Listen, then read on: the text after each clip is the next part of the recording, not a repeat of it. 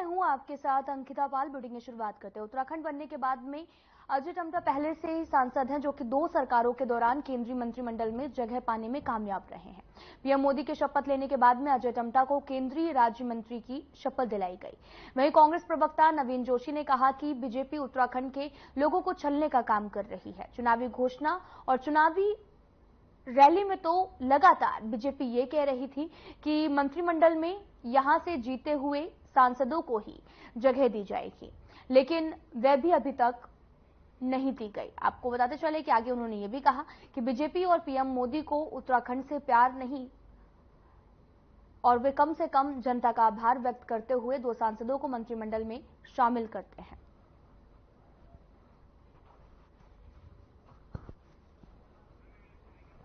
आपको बताते चलें कि जनता का आभार व्यक्त करते हुए 2 सांसदों को मंत्रिमंडल में शामिल करने की बात कही है। दरअसल कांग्रेस के लोगों का भी कहना है कि लगातार जनता का आभार व्यक्त करते हुए 2 सांसदों का मंत्रिमंडल में शामिल होना था। दरअसल आपको बताते चले कि अजय टम्टा को मंत्रिमंडल में शामिल किया गया, जिसके बाद में कांग्रेस लगातार मुखर है और कई तरह के जवाब भी मांग रही है।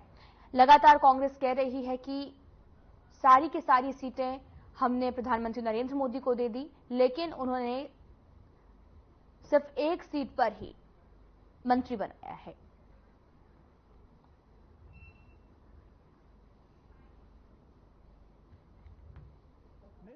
उत्तराखंड की जनता के साथ विश्वासघात किया है।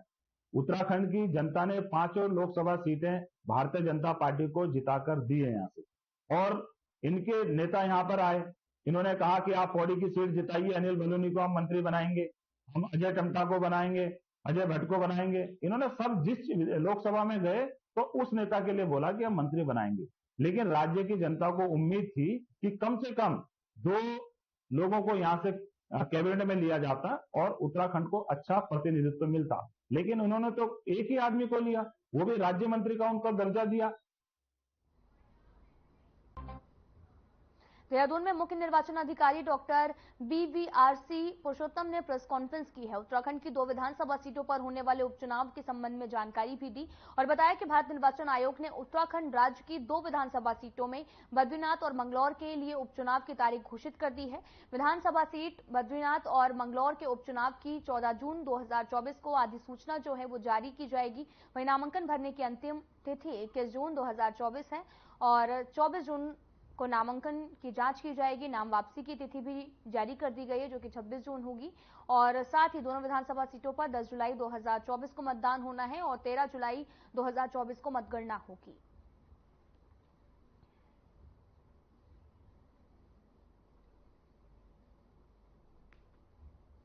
अभी माननीय चुनाव आयोग ने एक दिशा निर्देश जारी किया है, प्रेस नोट जारी किया था, वो है इलेक्शंस का, बाई इलेक्शंस के बारे में। उसमें उत्तराखंड का भी 2 असेंबली कॉन्स्टिट्यूंसीज आ रहे हैं। वो है नंबर 4 बद्रीनाथ, ये 4 है उसका असेंबली कॉन्स्टिट्यूंसी का नंबर है। ये है माननीय श्री राजेंद्र सिंह भंडारी जी का रेजिग्नेशन की वजह से खाली हुआ है। और दूसरा है 33 मंगलौर, ये है माननीय श्री सरवत करीम अंसारी जी का मृत्यु होने के पश्चात ये खाली हुआ है। इन दोनों के लिए बाई इलेक्शन माननीय निर्वाचन आयोग ने आज कैलेंडर जारी किया है। इस कैलेंडर में 4 दिन के बाद गैजेट नोटिफिकेशन जारी होगा। नॉमिनेशन की फाइलिंग की अंतिम तिथि ये है 21 जून को, मतलब आज से 11 दिन के बाद नॉमिनेशन फाइलिंग की लास्ट डे है। और स्क्रूटनी, नॉमिनेशन की स्क्रूटनी है 24 जून तारीख को है नॉमिनेशन की स्क्रूटनी। उत्तराखंड में सरकार के लाख दावे वादे के बाद भी अतिक्रमण रुकने का नाम नहीं ले रहा। आए दिन भूमाफियाओं के हौसले बुलंद होते जा रहे। राजधानी देहरादून के मल्हान ग्रांड कड़वा नदी में आपको बताते चले कि भूमाफिया नदी का सीना चीरकर अतिक्रमण करने के पीछे नहीं है।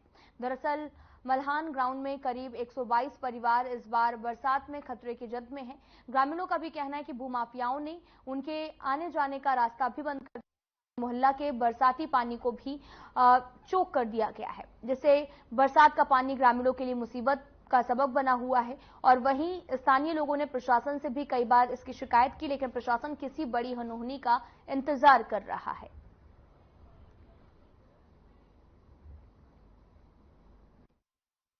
बरसात शुरू होने वाली है। हाँ, बरसात सुनने वाला है।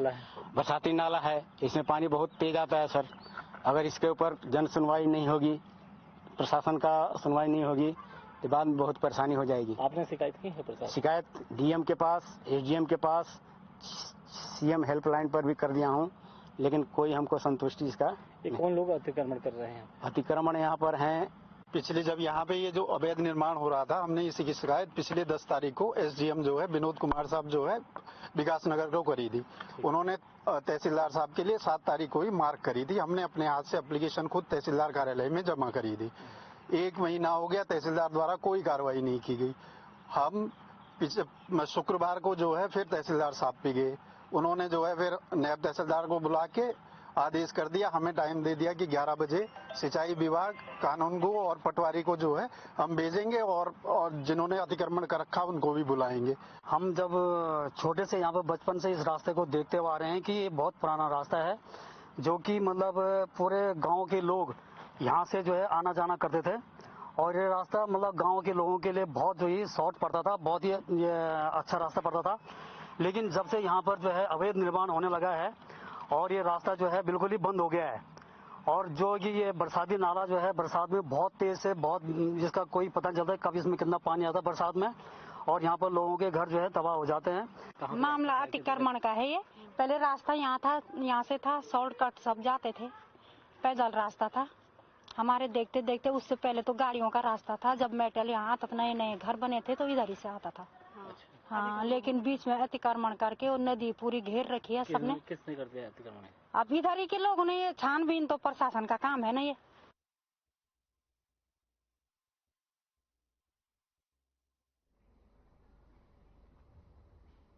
खबर देहरादून से है, जहां पर पूर्णागिरी माता के दर्शन करने जा रहे श्रद्धालुओं पर मुसलमानों ने पत्थरबाजी कर श्रद्धालुओं को घायल कर दिया था, जिस पर प्रशासन की तरफ से कोई भी सख्त कार्रवाई नहीं हुई थी। वहीं इस घटना के बाद में आपको बताते चलें कि यति राम स्वरूप आनंद गिरी महाराज और उनके शिष्यों ने कचहरी परिसर स्थित शहीद स्थल पर आमरण अनशन करना चाहा, लेकिन मौके पर मौजूद पुलिस बल के द्वारा उन्हें अनशन करने नहीं दिया गया। वहीं पुलिस बल के द्वारा उन्हें सीओ सदर कार्यालय लाया गया, जहां पर प्रशासन के द्वारा उन्हें धरना स्थल पर अनशन देने की सलाह भी दी गई।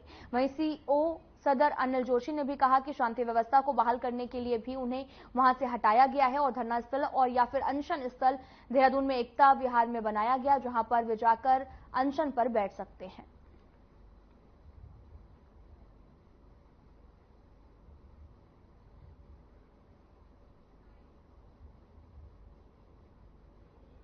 स्वामी जी अपना जो भी उनकी अपनी मांग है उसको लेकर निर्धारित जो धरना स्थल प्रेस्क्राइब है सरकार के द्वारा, उसी स्थान पे तो बैठेंगे ना धरने के लिए।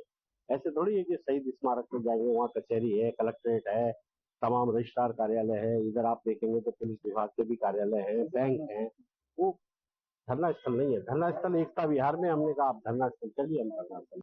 यति नरसिंहानंद गिरी महाराज जी उत्तराखंड में रह रहे सभी मुसलमानों को बाहर करने के लिए और उत्तराखंड में बाहर से आ रहे मुसलमानों को बैन लगाने को लेकर के और उत्तराखंड के सभी मस्जिद मजार मदरसों को हटाने को लेकर के हम और यति परमात्मा नगरी शहीद स्मारक देहरादून में हम आमरण अनशन पे आज बैठने जा रहे थे, लेकिन देहरादून की पुलिस प्रशासन ने हमें यहाँ जो है रोक लिया है और अब हमें जो है वो गिरफ्तार कर लिया है। अब हमें प्रशासन जो है वहां तक नहीं पहुंचने दे रहा है।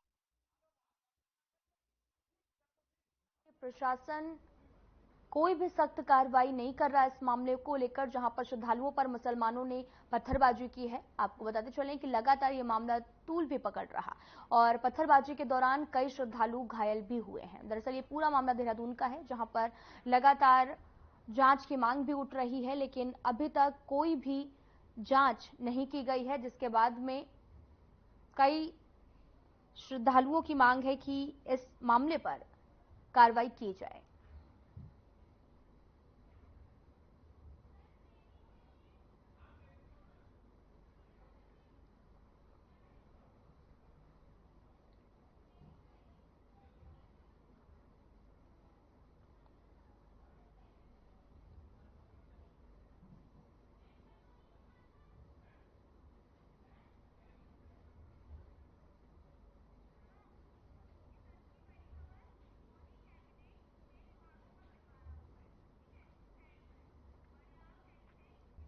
नरेंद्र मोदी ने तीसरी बार प्रधानमंत्री पद की शपथ ली, जिसको लेकर सीएम पुष्कर सिंह धामी ने पीएम मोदी को शुभकामनाएं भी दी हैं। आपको बताते चलें कि सीएम धामी ने कहा कि मुझे पूरा विश्वास है कि प्रधानमंत्री मोदी का तीसरा कार्यकाल विकसित भारत के निर्माण की दिशा में मजबूती से आगे बढ़ने वाला स्वर्णिम काल होगा। इसके साथ ही उन्होंने ये भी कहा कि भारत प्रधानमंत्री के नेतृत्व में आपको बताते चले कि विकास का नया अध्याय लिखने को भी तैयार है।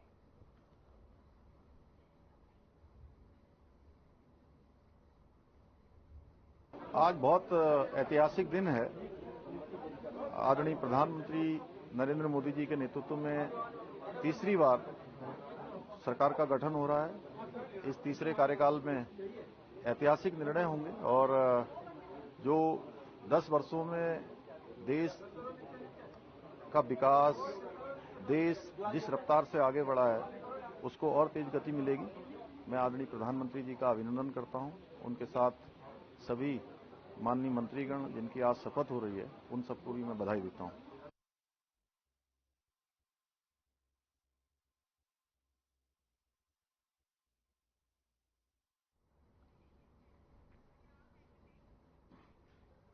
हरिद्वार लोकसभा सीट से कांग्रेस प्रत्याशी रहे वीरेंद्र रावत अपनी चुनावी हार के लिए भाग्य को दोष दे रहे हैं। आपको बताते चले कि हरिद्वार प्रेस क्लब में मीडिया से रूबरू होते हुए वीरेंद्र रावत ने कहा कि उन्होंने और कांग्रेस कार्यकर्ताओं ने चुनावों के दौरान बहुत मेहनत की थी। साथ ही उन्होंने ये भी कहा कि वे अगले 5 सालों तक जनता के बीच में रहकर जनसेवा करेंगे। साथ ही आने वाले निकाय चुनावों में भी पार्टी संगठन के लिए काम भी करेंगे।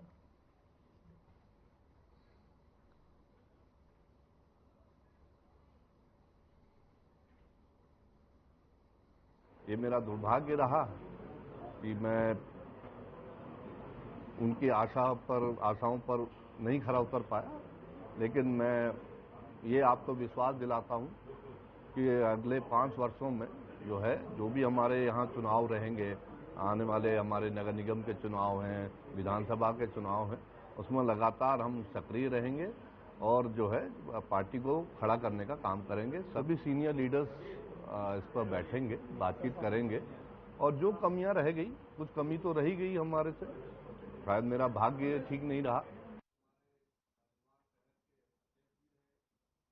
भारत निर्वाचन आयोग ने देश के 7 राज्यों की 13 विधानसभा सीटों पर उपचुनाव की तारीखों का भी ऐलान कर दिया है, जिसके लिए 14 जून को नोटिफिकेशन जारी किया गया। आपको बताते चलें कि उत्तराखंड की बद्रीनाथ और मंगलौर विधानसभा सीट पर 10 जुलाई को उपचुनाव के लिए मतदान किया जाएगा, जबकि 13 जुलाई को मतगणना की जाएगी। और इस बात पर उत्तराखंड के मुख्य निर्वाचन अधिकारी डॉक्टर BVRC पुरुषोत्तम ने बताया कि उपचुनाव के प्रत्याशियों के नामांकन की प्रक्रिया 21 जून को शुरू होगी, जबकि 26 जून को नाम वापसी की तारीख तय की गई है। साथ ही उन्होंने ये भी कहा कि उत्तराखंड की बद्रीनाथ विधानसभा सीट पर 210 बूथ बनाए गए हैं, जिन पर उपचुनाव के लिए मतदान किया जाएगा, जबकि मंगलौर विधानसभा सीट पर 132 बूथ बनाए जाएंगे।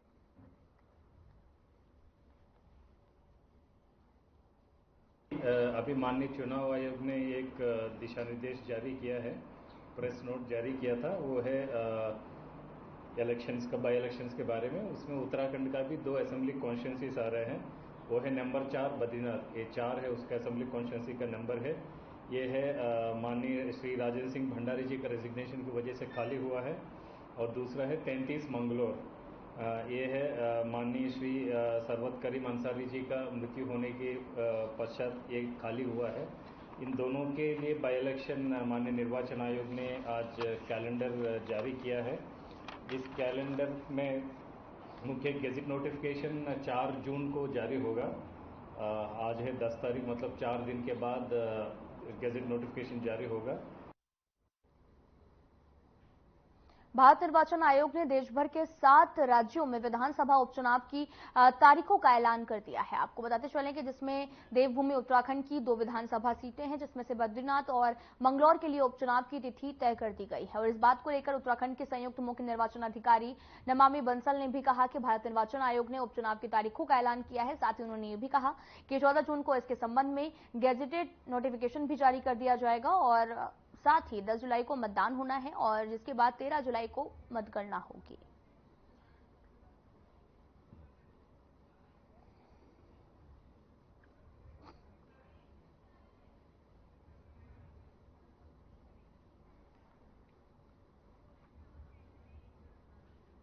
अल्मोड़ा में ड्राई मौसम होने की वजह से अल्मोड़ा शहर से लेकर ग्रामीण क्षेत्रों के जंगल फिर से धधकने लगे हैं। लगातार जंगलों में आग लगने से वन विभाग की फिर से नींद उड़ गई है, जहां पर तापमान जो है वो पारा बढ़ने भी लगा है और जंगलों में आग की घटनाएं फिर से होने लगी हैं। आग के कारण धुएं से शहर में धुंध छाई हुई है, जिससे आम आदमी को धुएं के प्रभाव से परेशानियों का भी सामना करना पड़ा। वहीं दमकल विभाग और वन महकमा लगातार आग पर काबू पाने में जुटा है और अभी तक फायर ब्रिगेड टीम काफी पानी खपा चुकी है।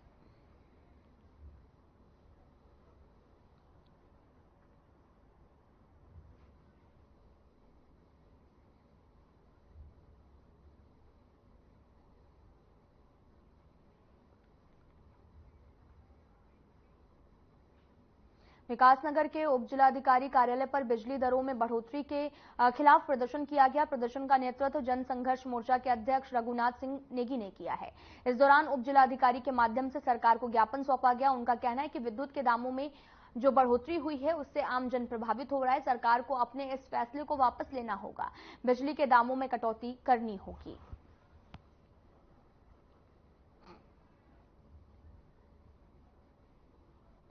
दरअसल बिजली के दामों में जिस प्रकार सरकार लगातार बढ़ोतरी करी, इसने एक आम जो उपभोक्ता है उसका जीना हराम कर दिया।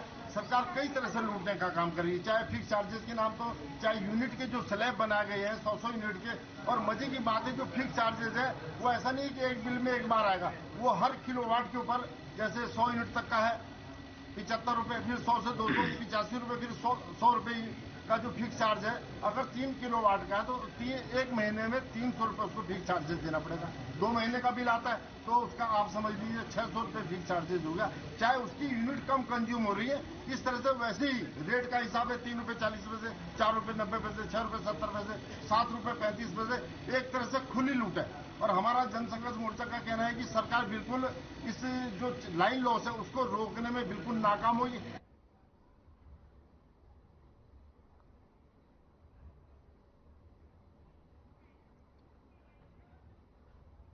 काशीपुर के रामनगर रोड स्थित नरेंद्र हार्ट सेंटर पर क्षेत्र के प्रसिद्ध मनोरोग विशेषज्ञ डॉक्टर शिखा अग्रवाल द्वारा आयोजित निःशुल्क मनोरोग चिकित्सा कैंप के दूसरे दिन भी मानसिक रोगियों ने निःशुल्क चिकित्सा कैंप का लाभ उठाया है। वहीं डॉक्टर शिखा अग्रवाल ने बताया कि मनोरोग एक बीमारी है, इसमें मरीज को अंधविश्वास में नहीं पड़ना है और साथ ही समय रहते मरीजों को उचित उपचार कराने की आवश्यकता होती है। इस अवसर पर डॉक्टर नरेंद्र अग्रवाल समेत उनके समस्त स्टाफ और कंपनी के दवा प्रतिनिधि भी उपस्थित रहे।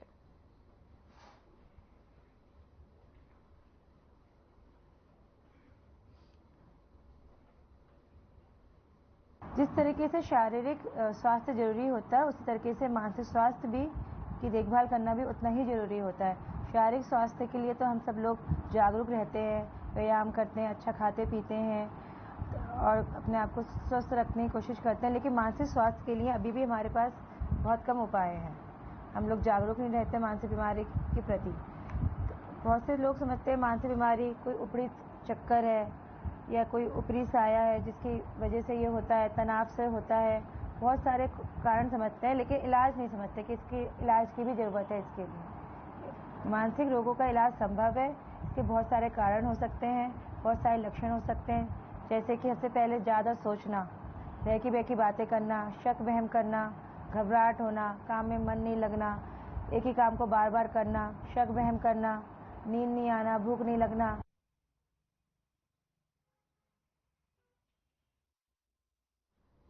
नैनीताल जिले के कैचीधाम मंदिर में 15 जून को लगने वाले मेले को लेकर जिला प्रशासन और पुलिस प्रशासन ने तैयारियां शुरू कर दी हैं। आपको बताते चले कि इस बार मेले में भारी संख्या में श्रद्धालुओं के पहुंचने की भी उम्मीद है, जिसको देखते देखते पुलिस प्रशासन ने अभी से तैयारी शुरू कर दी है। पुलिस क्षेत्राधिकारी नितिन लोहनी ने भी बताया कि पिछले साल मेले में बाबा नीम करोली के दर्शन करने के लिए 2.5 लाख से अधिक श्रद्धालु पहुंचे थे। इस बार संख्या दोगुनी होने की उम्मीद है, जिसको देखते हुए तैयारियां शुरू कर दी गई हैं।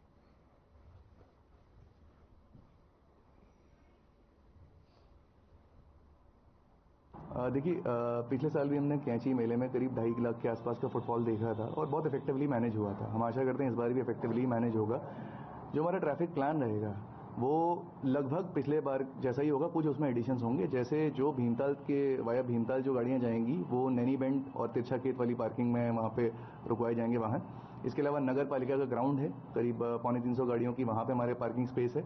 जो गेठिया और जोलीकोट से होते हुए जाएंगी गाड़ियाँ, उनके लिए सैनिटोरियम वाली पार्किंग है। सैनिटोरियम से राती घाट को रास्ता आता है, वो पार्किंग का इस्तेमाल किया जाएगा।